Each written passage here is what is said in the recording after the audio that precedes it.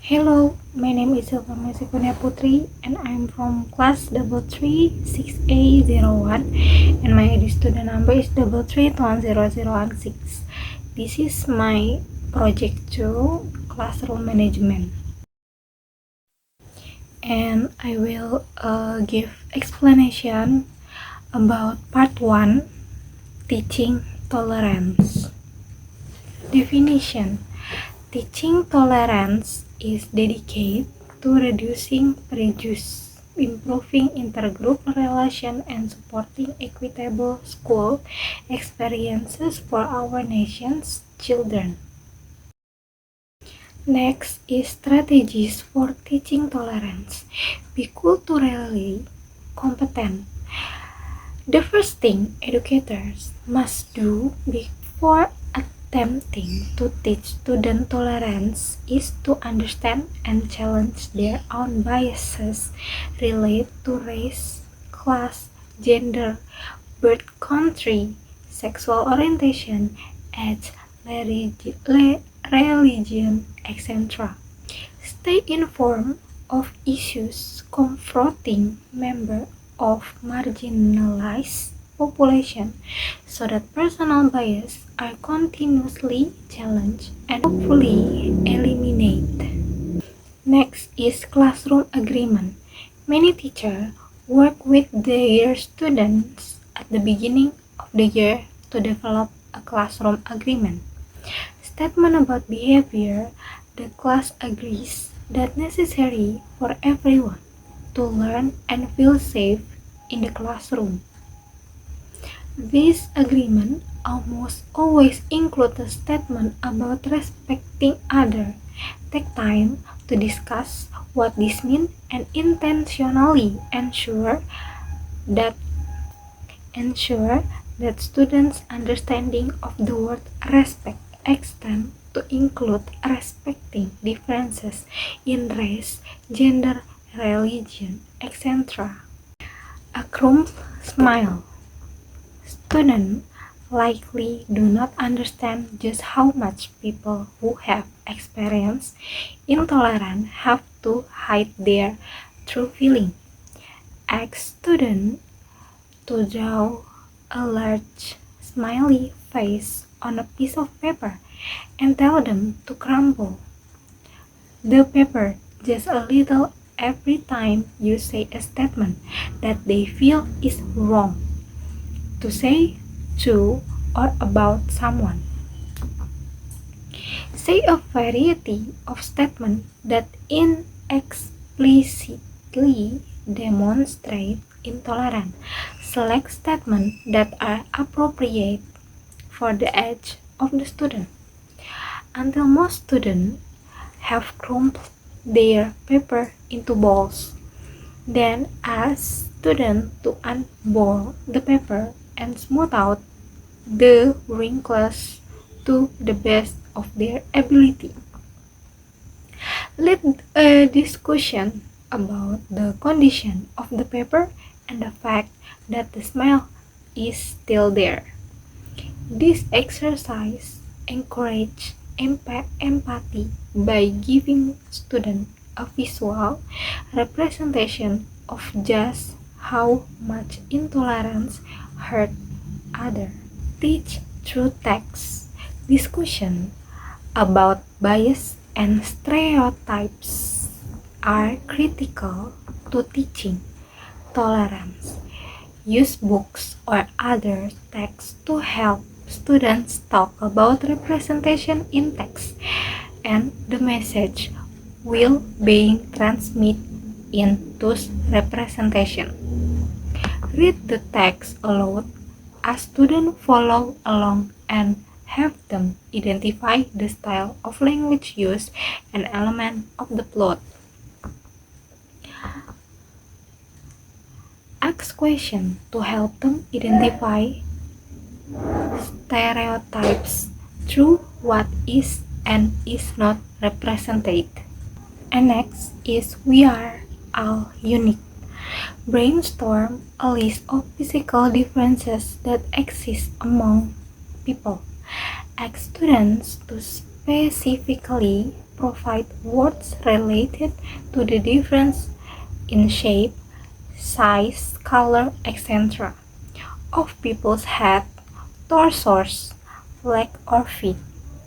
Then divide the class into thirds and assign one third to draw head with necks, one third to draw torsos, and one third to draw legs with feet. Randomly assign trios to put together one person. After students have gotten a good laugh out of how unique their newly created person is, ask them to point out a difference between themselves and the other member of their group that they like or admire. Facilitate critical conversation. Students of all ages recognize and or experience the injustice inherent in biases, and they want to talk about it. They see this prejudice in the world every day, and it's up to educator to provide a safe space for children to have conversation that lead to empathy and understanding. Number 2 is helping students handle anger, frustration, and aggression.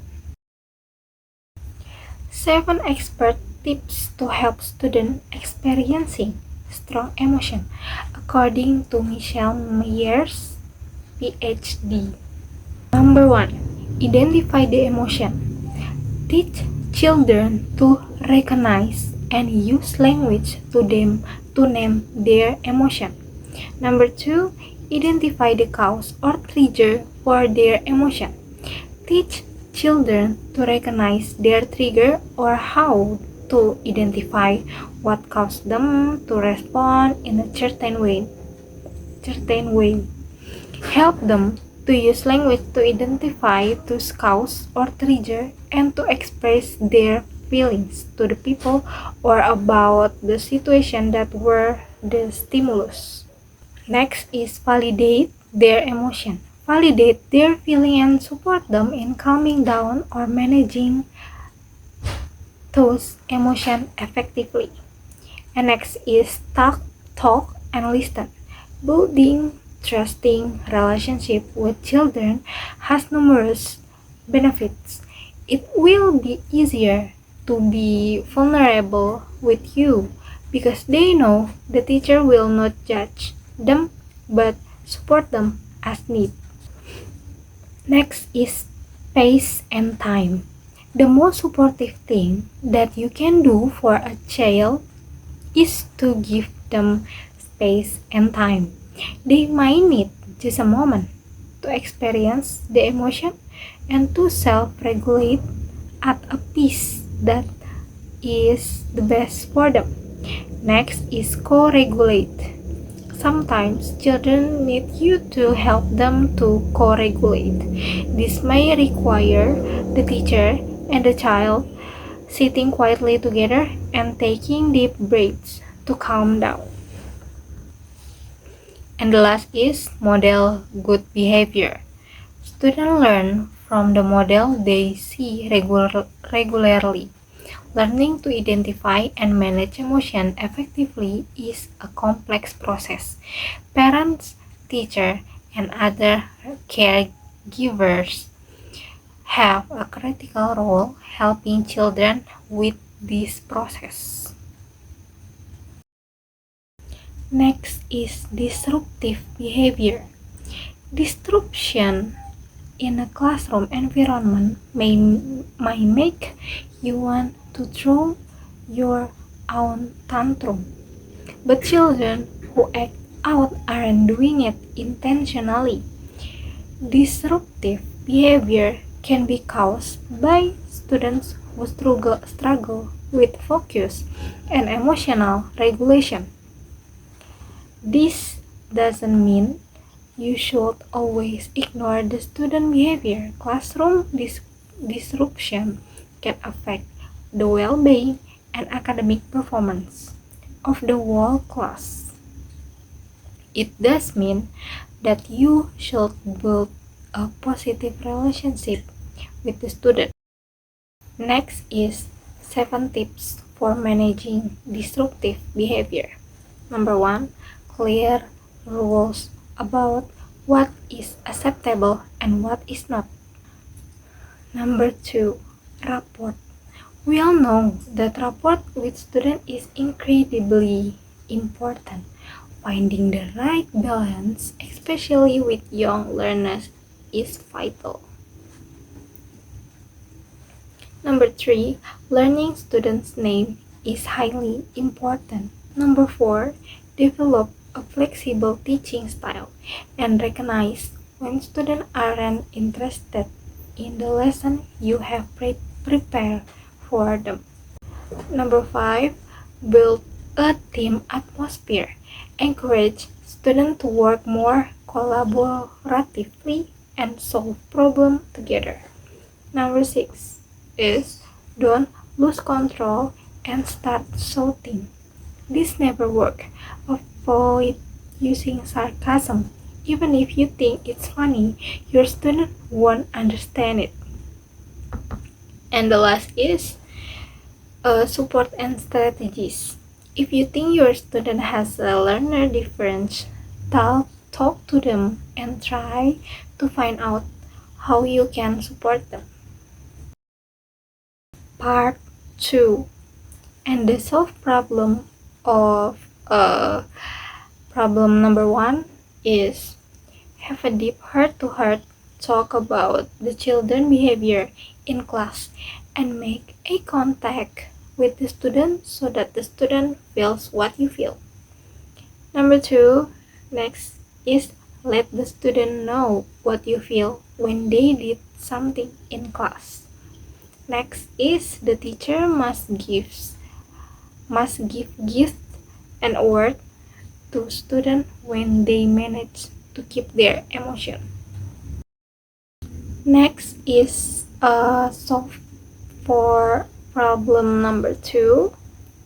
Make interesting study method and make deals with students at the beginning of learning to enroll children in class.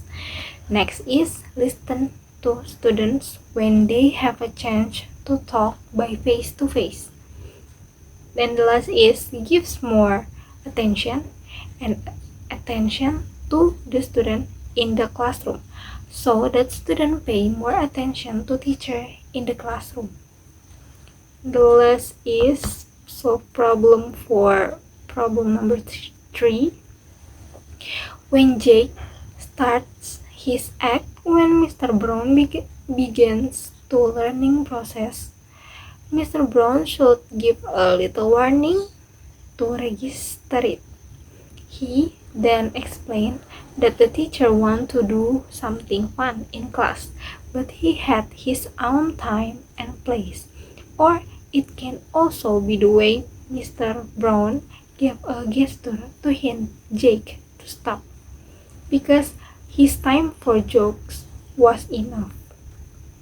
The last is before the start of the study, Mr. Jake has to make a deal at the beginning of class, explain and give an understanding of his learning.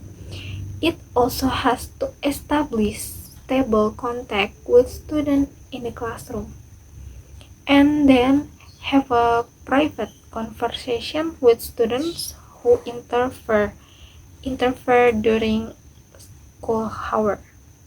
Then have a pleasant conversation which content laughter and is not very intimidating. So I think that's all for my explanation for project 2 classroom management. Thank you for your time. Thank you for watching and have a nice day. Bye. See you next time.